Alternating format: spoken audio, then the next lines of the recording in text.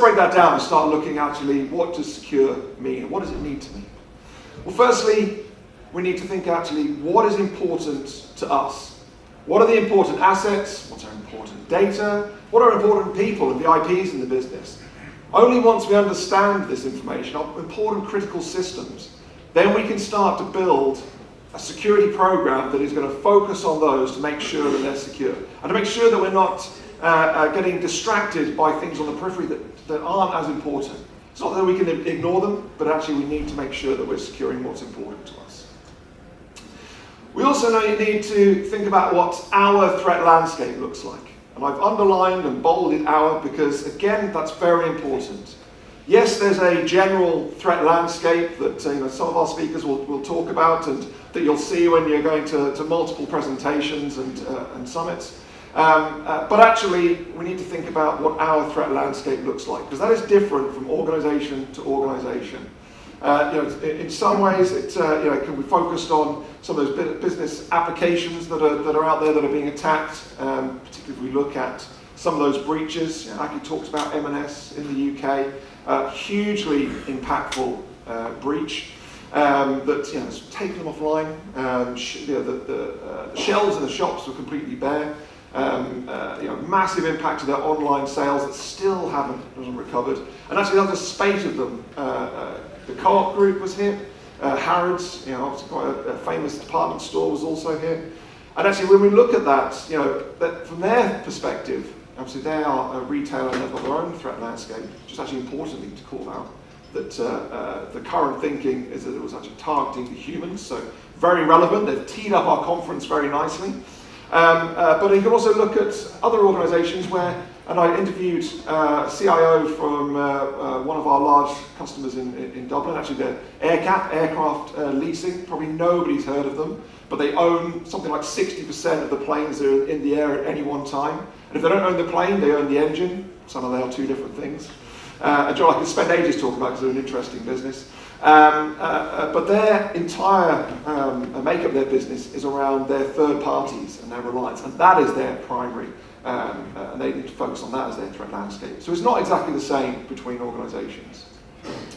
And then we need to think about what our security and risk posture is, how much risk that we can accept, what our security posture looks like, where are our gaps that we need to fill. And really we can only get there if we're answering all of those questions. So that enables us to define what secure is, and then we can wrap in the other elements to protect ourselves. So let's look at some of the complexities, some of the challenges that are really shaping the cybersecurity world, shaping in terms of technology development and our approaches. Now, most obviously, we have AI and emerging technologies. And I'm not going to go and hammer too hard on AI just yet. We're going to get to that in a second.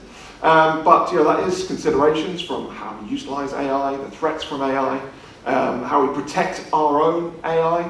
But it's not all just about AI, as Aggie mentioned. There's also quantum computing on the horizon. Something that has been on the horizon for quite a long time, but we're getting closer and closer to it. If you look at Google relatively recently, or earlier this year, announced that they had built a quantum computer that can solve a problem that it would take a standard supercomputer, if there's ever such thing, years, decades, thousands of years, and doing it in minutes, hours, tops. So just showing you how quickly we can start breaking some of those things like encryption. And the challenge there that we're going to face is, we've embedded the encryption that we use today that we've considered safe into all of our applications. How are we going to swap that out? How many applications are written in that modular way that you can pull an encryption module out and put another one in? Then we need to think about all the data that we've already encrypted. How do we reverse that process? And actually from an attacker point of view, we're getting to the point of where they can start stealing currently encrypted data that would have been completely useless to them, and then holding it and actually now the technology's there, we can actually start looking into that, which is something that I'd say is going to start from a nation-state perspective, but will filter down. And the evidence for that is when we look at AI. So AI, when launches, requires so much compute power. When we started on the AI path, it had been something that is very limited in scope and use. But actually, it's commoditized so quickly. The availability of hardware from NVIDIA, which hence they suddenly became the most the largest organisation in the world by market cap, has driven that. So eventually we will see that hardware become commoditized, and that commoditized hardware can then be used by attackers. If we look at our pen testing team, they use massive hardware up in the cloud, so they can brute force passwords that they've taken as part of their red teaming activities, and that will only grow. We've also got compliance and regulation. Regulation drives a lot of security programs. In Europe, we've got DORA, we've got NIS2 that are really channeling the efforts and calling out what needs to be secured. Obviously, there's the Cyber Crimes Act here that's similar, and obviously, around the globe, data security and information security standards that are in place. Now, I will say that on the plus side, we've seen compliance moving, particularly the way the standards are built. We've got Martin Petrov, who's our PCI guru, on later today, or this afternoon. And actually, you can see that PCI has migrated away from something that is tick box, because it wasn't effective, into something that is more effective, that is guiding. And we see that with compliance standards now, that they are focused on actually how can you improve your security posture rather than ticking a box to make compliance. We also have sort of a focus on cloud and cloud security. We've seen that shape the technology landscape and our approaches. Cloud is a very different approach. Once you've gone through that lift and shift and those much advertised reduction in costs don't actually materialise and we've moved back, but actually organisations are now building that cloud-native architecture, serverless workloads, which need protecting in a completely different way. So it's definitely shaping our view and our approach. And actually even to how teams are built, seeing dedicated cloud security teams in organisations. We're going to look at how we pull those together. We also have the supply chain, and actually reliance on the supply chain. That example I gave of AirCap, the aircraft leasing organisation, they're hugely reliant on their supply chain. And that's something that every organisation now has a touch into some form of supply chain. Particularly now we're looking at SaaS applications that hold our data. There's a lot of trust there. We need to look at how we can protect ourselves, which is everything from third-party contractors, which actually we've seen in a number of breaches where the entry point is through breaching the weakest part of the organisation, of the third-party organisations, the weakest point in that chain, and allowing them to work through and compromise. So there's a lot of considerations there. We also need to think about the cyber skills gap. It's talked about a lot. There's currently estimated to be 4 million shortfall in cybersecurity expertise and unfulfilled roles. And actually 400,000 of those are within the continent of Africa. So it's a huge, huge number that needs to be addressed. Now, one of those things that we need to think about, and actually how we use AI, and we'll touch upon that to help with that gap. But it's important to say that it's not just bums on seats, it's expertise and the range of expertise. When we look at how technology is changing, those expertise needs to adapt to that to be able to fulfill it. We have cybercrime. I won't dive too much. I think we're all aware of the cybercrime, the examples of M&S and ransomware obviously being hugely prevalent. We also have consolidation of security capability. We're seeing a lot of, particularly if you look at acronyms, Gartner love to create those acronyms for us, whether it's XDR, CNAP, and others. They are really being brought about because we're seeing so much technology converging together. Vendors acquiring each other, building up their capabilities, so we're seeing overlapping. But we need to start thinking about how we consolidate those down to the minimal viable requirements, and minimal viable technology inside our infrastructure. And lastly, we've got everyone's favourite current topic, global tensions and geopolitical tensions. Obviously at the start of the year, we're still concerned about Ukraine and Russia, and now we're very much concerned about somebody in the White House that's changing and challenging globalization. So we just get back to our equation, because we haven't really got anywhere in trying to solve that equation. And if we're looking at it in terms of people and cyber, you probably think, actually, do you know what? We've seen a model like this before. We've got people, we've got technology, we've got process. And really this is the golden triangle, which is definitely not new. It's attributed to Dr. Harold Leavitt in 1964, built this to look at how we can increase efficiency. He actually started as a square and then got adjusted to a triangle as we move towards that. So we might say, John, there's nothing new. But actually really the challenge for us is that those lines between each one of those pillars is very much becoming blurred, particularly with technology stepping in. We look at AI stepping in to cover the people element, stepping in, and automation as well, stepping in to cover some of the process. So we're now starting to have to think, well, actually, what is the demarcation point between each one of those? What do we need to do to make sure that actually we're utilising the technology in our people and our process? And we can't forget about the people and the process.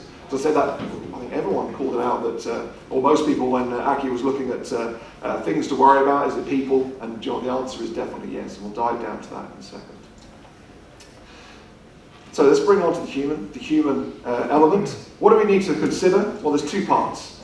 There's our end users that we need to work out how we can protect and assist, but also there's us, the IT and security professionals. You know what? We're not infallible. We also need to be thinking about how we can secure and how our behaviours can affect the organisation's risk posture, security posture. So let's start with those end users. And very much they need to be part of the solution and not part of the problem. And that's how we've got to kind of help them. And actually some stats here to kind of back that up. So a Verizon data breach report, reviewing, this is the 2024 report, or 2025, but we're looking back on 2024. We see that 68% of those breaches involved a non-malicious human element involved. So we're seeing that human element. We look at Varonis's report that they're kind of calling out that 94% of all malware is delivered via email, and that'll become important in a second. The Isaac Journal calling out a very similar number, so we can see actually we've got surveys backing each other up that that 2/3 of breaches have a human element in it. So we've got to really focus on those humans. But probably the most astounding stat that I've got for you today is actually since the advent of ChatGPT, we've seen an over 4,000% increase in phishing emails. So hugely driving up that volume of phishing emails. So let's just spend a bit of time diving down into the threat from AI. And really, how are attackers using AI? Well, I think it's important to talk about because there's a lot of hype. When AI first came a thing, I think everyone was talking about self-learning malware, that we're the end of the world, and actually, that hasn't really materialised. I don't see that happening anytime soon, with the challenges, the way that the AI even operates. But actually, how is it being used? Well, it's being used to build malware. So the same way that our development teams, that use Git and other code repositories to help do their to build their code, getting advice. I think you even put it in ChatGPT, you can get it to write you an application. So it's allowing them to be, to act quicker and be more effective in terms of building that malware. They're also using it from analysis to focus on targets. So all that information that we share about our business, us personally, our business lives, if we look at how, I can link it to traditionally how a red team would have approached attacking an organisation as part of an engagement. They manually go and look at all this information to try and work out and build the story, how they're going to target a person within that business. Well, actually now we can do that at huge speed, be able to process that and understand the business, to be able to target our attacks. And targeted them, particularly in phishing, as we're seeing that huge rise in phishing attacks, but again, making it quicker and more effective. So increased volume, but it's not just about volume, it's the ability to make them more relevant, particularly in terms of language.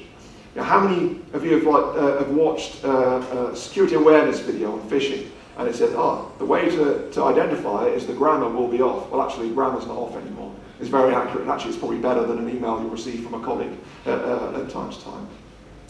So the more things change, the more they stay the same. So it's not really brand new threat vectors. It's exactly things that we've had to protect, but more sophisticated, bigger in volume, more complexity. So actually, and Aki started talking about this, John, and if we can look at those breaches that have surfaced in the media currently, but actually the cybersecurity basics have never been so important as they are now, because they're the things that are being very much targeted. Now, it's not to say that there aren't any novel AI-based attacks, because there are deepfakes, as our friends in the White House here demonstrate. Now, we can actually tell that that's a deep fake, not just because Donald Trump's waistcoat suddenly disappeared, but if you've ever seen them dancing in real life, this is what it looks like. So, yeah, very obvious deep fake there that we can do some good understanding on. But let's just dive down into deep fakes, because there's a rise of deep fakes. Should we be worried about it? Well, actually, I've got some stats for you here. This is from the Entrust Identity Fraud Report, looking at all of last year's data. And deepfake attempts occurred at a rate of 1 every 5 minutes in 2024, which is actually amazing because it's not something that's been around for a hugely long time. And actually, we've seen deepfakes account for 40% of all biometric fraud these days. So, you've got some quite interesting numbers there. And suddenly they've come on so much. So here is a picture of Albert Einstein during a lecture that he did in Vienna in 1921. And here is ByteDance's Omnihuman deepfake technology, taking that image and then bringing it to life. What would art be like without emotions? It would be empty. What would our lives be like without emotions? They would be empty of values. So a famous classical poet said, "We hate and we love. Can one tell me why?" Catullus. Science does not answer why questions.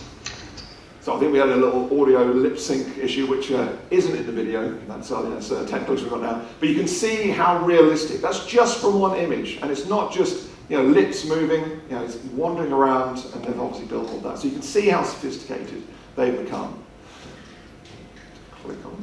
So what is deepfake? Well, it's synthetic media, so created by machines, and using multiple generative AI capabilities to put it all together to misrepresent or realistically represent the subjects so that we can use it for nefarious reasons. And what are those reasons? Well, that reason overall is impersonating an identity. And why? We're going to draw some of it's for amusement and entertainment, as we saw a little bit earlier. But really, it's distributing disinformation, misinformation. It's for fraud. It's for social engineering. I think it's one of those topics that I'm going to focus on a little bit more. It's also to bypass authentication. That's actually a threat that I think is on the horizon that we need to start thinking about. So, what are the primary? Mention, it's a step in the attack chain now. So what are the primary vectors for deepfake misuse? As we said, it's digital communications, fake videos, fake audio, fake messaging. It's also to influence operations, as we've seen in terms of misinformation. Biometric authentication, so how can we bypass those, fooling face, voice recognition. And then lastly, it's around applications and submissions. I'm going to dive down into each one of these and bring them to life. So if we look at deepfakes in digital communication, what we're really talking about is social engineering 2.0. So really taking that one step further. If we think about social engineering being phishing emails, well actually we can now impersonate people so well that you probably wouldn't be able to tell that actually it's not the person that you're talking to. Or make it very hard to be able to tell that. And it's pretty easy to do. So my team have just put this together. This is actually just me delivering a webinar that we did at, as you can tell from the Christmas background, at December. But I won't play all of that webinar for you because it's about 40 minutes long. But they took that audio clip of me talking. They've taken it and extracted the audio, which actually is just a Windows tool that you can just extract audio from a video. And then once they've extracted it, they chucked it into, we used 11 labs in this instance to allow us to take that voice. And then, very simply through text-to-speech, they made me recite poetry. I've never, ever recited any poetry, except for this. I wandered lonely as a cloud that floats on high o'er vales and hills, when all at once I saw a crowd, a host of golden daffodils, beside the lake, beneath the trees, fluttering and dancing in the breeze. So even when I listen to that, I think that's me. And I definitely didn't ever recite those words. And the great thing is that I now speak... I wandered lonely as a cloud that floats on high o'er vales and hills. Right, when all at once I saw a crowd, a host of golden daffodils. But the great thing is... beneath the trees, fluttering and dancing. The great thing is that I now speak 27 different languages. Now, I did promise my colleagues that I speak Afrikaans now. But when we did this in Johannesburg, I told them that actually I speak Dutch. Ik dwaal alleen soms een wolk. Dit geeft wel oorvallen en heuvels. Toch ik skielik in skade zien. In Gashir Van Gogh Narcissusa. Anyway, that's enough of my poetry. Flodder. But what are the use cases for this? It's voicemails, it's audio messages, video messaging that we can use to be able to use those deepfakes to trick people. And I've got some great examples here. So particularly starting, if we're looking at the starting point, messaging, how we're messaging people. Now actually, if you look at the psychology of social engineering, the things they play on are authority, urgency, to try and to encourage you to carry out whatever actions there are. And actually, it doesn't matter what the scam is, there's actually a scam for everybody in terms of targeting it. If you've got lots of money, there's an investment scam. If you haven't got lots of money, there's a get-rich-quick scam. So they can, they're looking at how they can target people. And using that to lure employees and impersonate them. And actually, there's a great example. Ferrari were targeted by a deepfake that went a fair way. Now, they were targeted, they discovered it, but actually it was the CFO received a message from the CEO and actually just started the conversation, and they were then suddenly sending voice notes. So now you're actually hearing that voice that you recognise, so it makes it a little bit more legitimate. Particularly as the CEO, even with the CFO, there's a level of authority there, and obviously pushing towards looking at getting them to send money to an account wherever. And actually then what they're doing is then pushing for an audio call just to make it even more convincing. Now actually in this instance the CFO decided to think, things are slightly off straight away because of how nice he was being to him. He said, that's not our CEO. But in this instance, sort of just thought, actually this isn't quite right. And then he just went and asked him a very simple question to try and verify who he was. He said, what was that book you recommended me last week? And obviously the attacker had no idea, had to hang up the call done at that point. So we can, and that's something we have to think about, how do we authenticate people? I think we're going to suddenly find us going back to the Cold War spies. Actually, they're really novels of, the fox flew over, well, not fox, but the bird flew over, the clock at night, oh yes, and it was 12 o'clock. To be able to work out who we are, but we'll see. And actually, that was one that was thwarted, but actually we've seen that a UK-based engineering firm with global operations, they weren't only targeted, but they were hit to the tune of 25 million. And actually this was a poor employee that, in the finance team, a finance manager, who had the ability to transfer funds, working in Hong Kong, that was targeted. And he was targeted by a Teams call, where every other person on that Teams call, so there's 3 other people on there, all of them were AI generated and weren't the person that they were supposed to have been. And very easily convinced this person, from authority, urgency to get it done, so they're going to bypass controls, and they sent 25 million to 5 different accounts. I mean, you should start questioning why we send it to 5 different accounts, but again, that urgency. So it is very much a threat that's becoming more and more real that we need to consider. And actually, some of those attacks were pre-recorded, but we can do it live. As you can see, and actually if you go to Deepfakes VFX, all the guides and tutorials you need and software to be able to do this. And as you can see, this guy here is just in real time face swapping. So it's mapping your face, and it's strange when you're moving around and there's somebody else's face moving with you. And one of the challenges is that we need to think about our hiring process, particularly for remote employees. How do you know that that person is who they say they are? There's been instances of North Korean hackers actually, because that's a Trojan horse into your business. You're letting them in, giving them access, but effectively acting as, targeting Western businesses as a Westerner, and being able to fake the voice, fake the physical appearance, to try and break their way in. So again, something that's highly important that we need to consider. So that's communication, digital communications. If we look at influence operations, we've seen lots of it, but not just from disinformation that's being virally spread through social media in terms of text and videos, but actually importantly, we can change the context very easily of videos. Just an example here of Donald Trump and Biden during the debates. Well, actually, that's something that's very real, something that's very tangible, and actually just changing the sentiment ever so slightly can then change that appearance and change, for example, in this instance, voters' views. Not to say that's how Trump got into the White House, but as an example. But it allows that, we see that rapid and then viral spread of that information that seems very, very real. And actually producing those videos is really, we can now get into a lot of detail very easily. Some great examples here of identity preserving videos. This first example, just taking a picture of a young boy, actually saying, a young boy playing by stream, just calling out everything you want in that video, and then we can go and create it extremely realistically. Maybe not quite as realistic the next one, but an old man with salt and pepper hair riding a bicycle in the mountains. Obviously, loads more detail there. Although he's a little bit too intensely looking at the camera in that one, so maybe not so obvious. But the next one, is very realistic, very believable. A girl jumping up and down on the sofa in a dinosaur outfit. Put all the text in there, and there we can see it.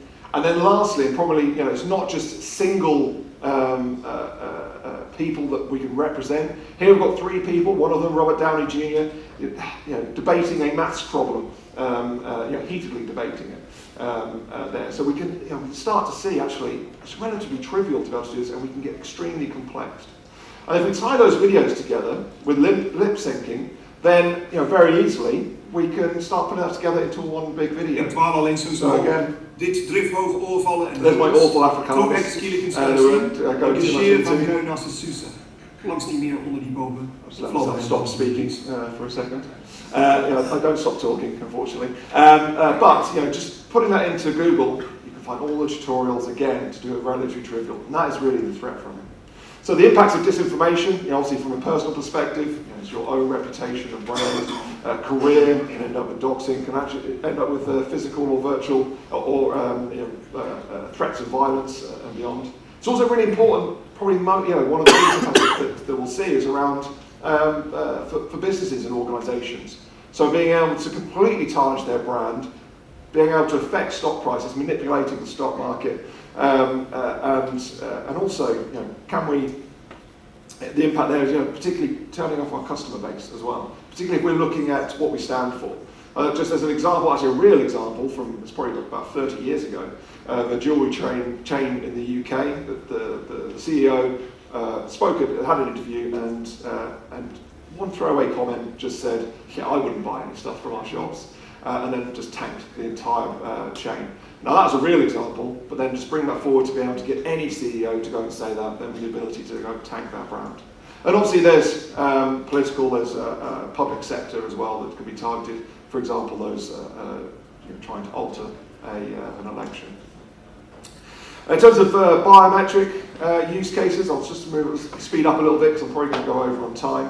There's automated voice recognition, again, getting more and more targeted to be able to bypass. And actually one of the main things I think that's a challenge for us is going to be the verification process as part of authentication. We all use our phones and our Windows Hello to say, John, recognise your face, and even looking for movement, so it can guarantee you are who you say you are. But actually there are methods available now to be able to subvert that process. Whether that's creating something you can hold in front of the camera, I think they're getting a little bit wise to that one. But actually, if you look at injection attacks, being able to inject a camera or just an application that's going to act as a camera device that is then just pumping the information that's needed to authentication. It's not really a camera, it's just pretend to be a camera. Then you can bypass that authentication, and we've seen that. There are technologies coming to market to be able to cover that, and particularly also in collaboration tools as well, to be able to secure those, to identify deepfakes in those. And then lastly, we've got applications of submissions. And I'm sure plenty of people have had to verify their identity in some way, whether it's looking at your passport and then having to, in fact, I've had to do one recently where I've had to hold the phone in front of my face, keep myself in the oval, and then repeat a load of sentences so they can verify I am who I say I am, and particularly so they can use that going forward. So we're seeing that starting to be more targeted, particularly when it comes to banking, where it's used relatively often. It's really, and again, the use of legitimate stolen identities to be able to do that. So how do we counter deepfakes?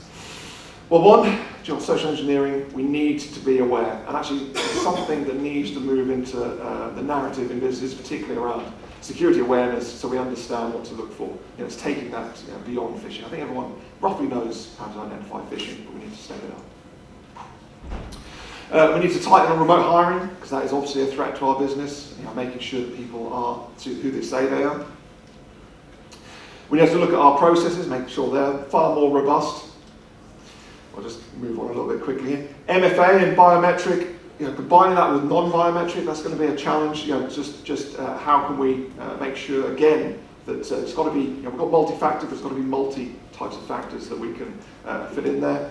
And then lastly, I'll just move on. We need to start looking towards a zero trust architecture. Everyone should be moving that way so that we are constantly evaluating, validating, and assessing overall.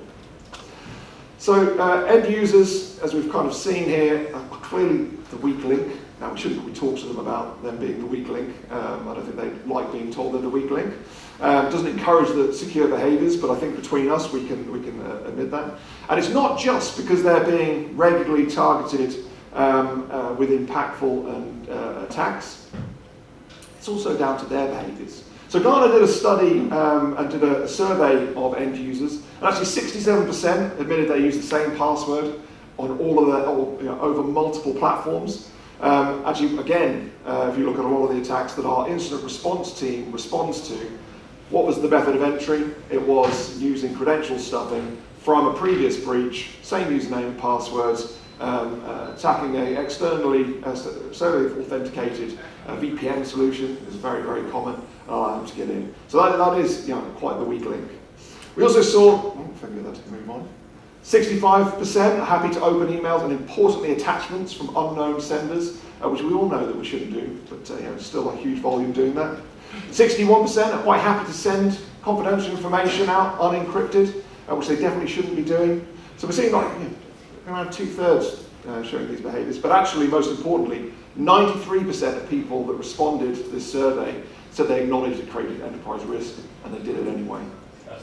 So what influences secure or insecure behaviours? Well, speed and convenience. And actually tied very close to that is deciding that the business need outweighs the risk. So, I need to do this quicker, and I reckon that this is just fine, making that decision on their own. And also, it's down to no consequences. This is not down to, they need to be punished. I probably shouldn't have used a handcuff icon there. But it's not that they need to be punished, or although I had one CISO say, we hold them up to say, particularly when they've failed a phishing email, that slightly embarrassed, but to then worry everybody else into doing it. I thought, I'm not sure that's the right action. But it's about building accountability.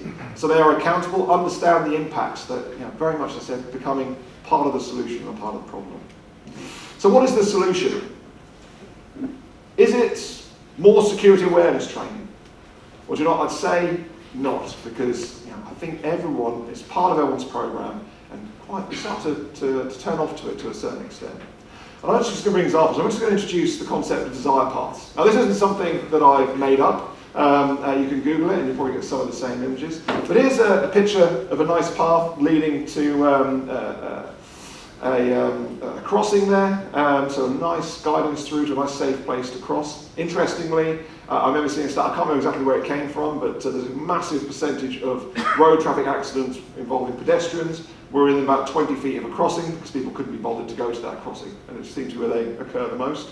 But that's where we very much, that's the path that we should be taking versus the path that you desire. And we see this. We can relate this to our users. Rather than taking that path, they've made their own path because it's quick, convenient, and they've decided, particularly if they're crossing just over at that point, that the risk that they face, their need outweighs their risk. And if we talk about breaches, being when, not if. When we look at users breaking policy, it's not when, it's which time. So that's what we've got to try and change in terms of behaviours. So what is that solution to try and help protect or help our end users protect us, protect themselves? Well, rather than just purely working on security awareness, it's about building security culture and behaviours as part of the business. Now that is quite hard to do because it needs to come from the very top, so it's being driven down. We should be taking influence from industries like oil and gas. They've had some huge catastrophes that have cost many lives, and actually they've looked at how their secure behaviours from a safety point of view, everybody is comfortable to be able to call out people when they're doing things that are unsafe, even down to just walking on your mobile phone, because that can be dangerous on oil rig, or not holding the handrail as you're going down the stairs. We need to target our investment more towards our end users, particularly so we can support those behaviours, to try and bring that overall. And also looking at, if we look at those phishing attacks. How can we do more to protect our users from phishing? And also, we look at post-phishing. How can we track behaviours in inboxes, for example, so we can identify exactly when we've breached, so we can respond to it much, much quicker. But we also need to, whatever controls we put in, we need to make sure that they are as frictionless as possible. So just going back to our desire paths, again, there's another one on a university campus in the States. Actually, most people are heading to that domed building, which I think is an observatory there. But rather than trying to put up a fence that people will cross, you'll probably end up with a broken fence to stop them, let's make it so they can get there. And that's how we need to look at our security controls. Understand what the users need, and to make sure that they keep that agility, that productivity, and then build our controls in place so that it removes all of that friction. So just as I kind of wrap up, let's just start looking at ourselves, a little bit of retrospective look at ourselves, because we're not infallible. Just two of those same stats actually we looked at before apply to us. If we look at some of those non-malicious activities, it can be misconfigurations. And actually that's what Gartner say, by the end of this year, 99% of cloud breaches will have a human element in terms of misconfiguration. And actually we can relate that to a technology answer, so it's not how we can help the humans, because cloud configuration, there are so many options that is beyond human comprehension of exactly what that change is going to make. So we need to be able to help them with that comprehension by putting tools in place that can help them assess, do you know what, that change you've made is exposing that S3 bucket with all of our sensitive data in overall.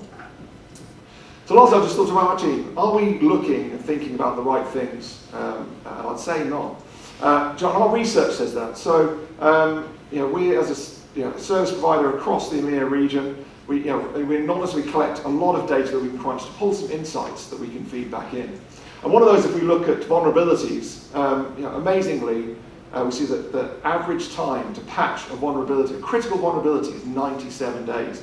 And for some reason, high is just behind that at 91, so I don't know why there's a preference for 91, or maybe they're the easier ones to patch. And actually, we see that the majority of them are high or above. So we're seeing loads of impactful vulnerabilities that aren't being patched quick enough. I think one of our audience members said patching is the thing that keeps them awake, and clearly. And actually, we can link that to the exploits as well. So when we look at the vulnerabilities that attackers are trying to exploit, we can actually see this is quite interesting.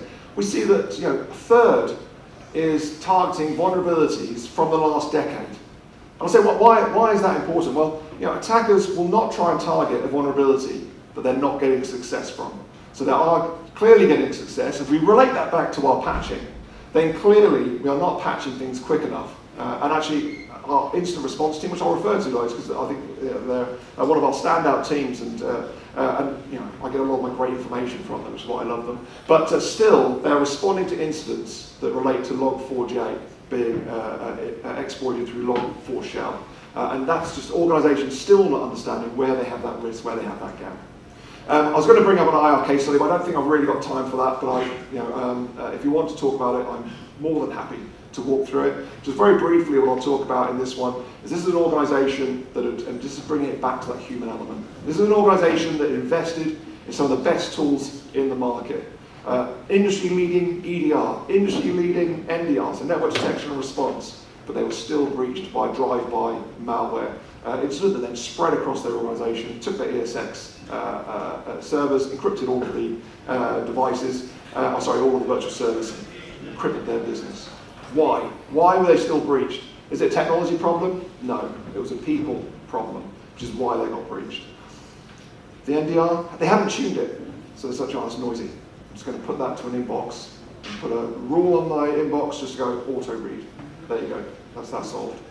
EDR platform, should have blocked it. Why didn't it? Because actually during the implementation, and they're clearly not monitoring it, it was not set to prevent, just to detect. And can you guess what they did with the alerts? They went to that same inbox. So they'd invested heavily, they might as well have not spent the money, wasted their money on technology that they weren't actually using. So really what that tells us is the technology, go back to our start, technology is not the answer on its own. We've got to wrap the people, we've got to wrap the process in place so that we can secure them.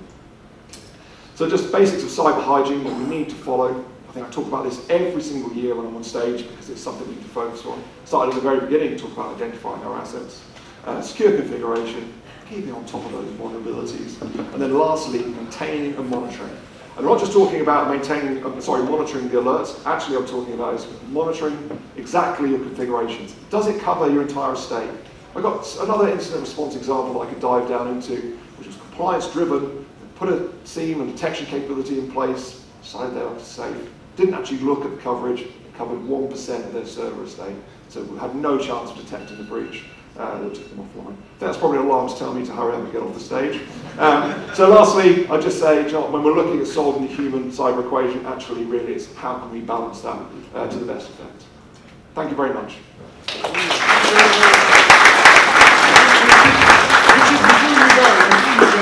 you. That was absolutely fascinating. I mean, you and I were talking about the M&S incident, and I did read a few weeks ago that you published an article about this, and the Harrods one as well. And to your point that you just mentioned now, you mentioned that those help desk procedures were not always in place, right? And that's also a critical aspect of all this. It is, and actually I'm doing a webinar on this in 2 weeks' time, so sign up if you want to know more, just a plug there. But actually, in this instance, and we're still working through each of the ones to understand exactly what happened. The information's being fed out. But we can look at the threat actors involved and their behaviours. In many cases, it was assumed in the M&S breach. There's two theories. One is through a third party being breached, so again, that's supply chain.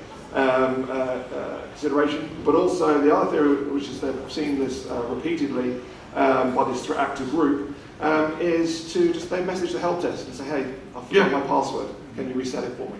And you know what, they'll have had a procedure in place. They said, you know what, we're going to one-time password by SMS. Well, actually, it's relatively trivial to phone up the telco provider, the mobile provider, and say, you know what, I'm changing it to a different SIM. And they'll just do SIM swapping, take control of that number, intercept. So they've obviously done their homework to understand the number and everything else.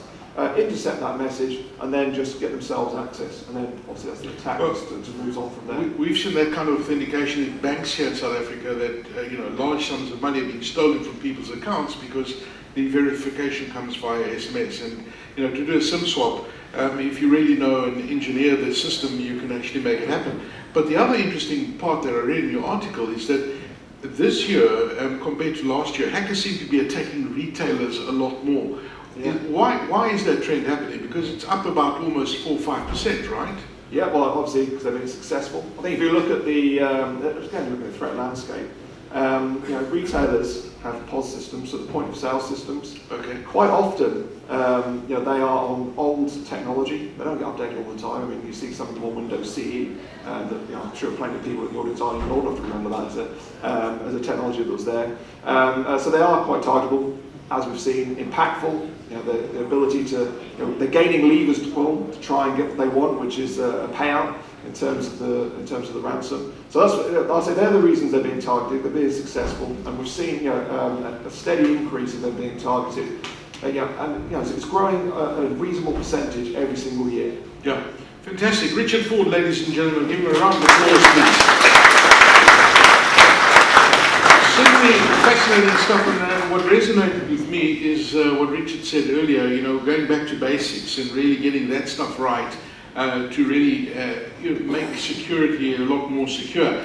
But we're going to talk about XDR right now, and how do you leverage XDR and AI for a proactive cyber defense? And it's a great panel that we've got lined up for you. It's going to be facilitated by Nick Brownrigg, who's the Director of Solutions Architecture at Integrity 360. He is joined by Martin Potgieter, the Regional CTO and also co-founder of Enclose, a company of Integrity 360. Please welcome them on stage, ladies and gentlemen. They're going to be joined by Taryn Woods, who is one of our platinum sponsors from Dark Trace. She's the Senior Sales Team Leader for Africa.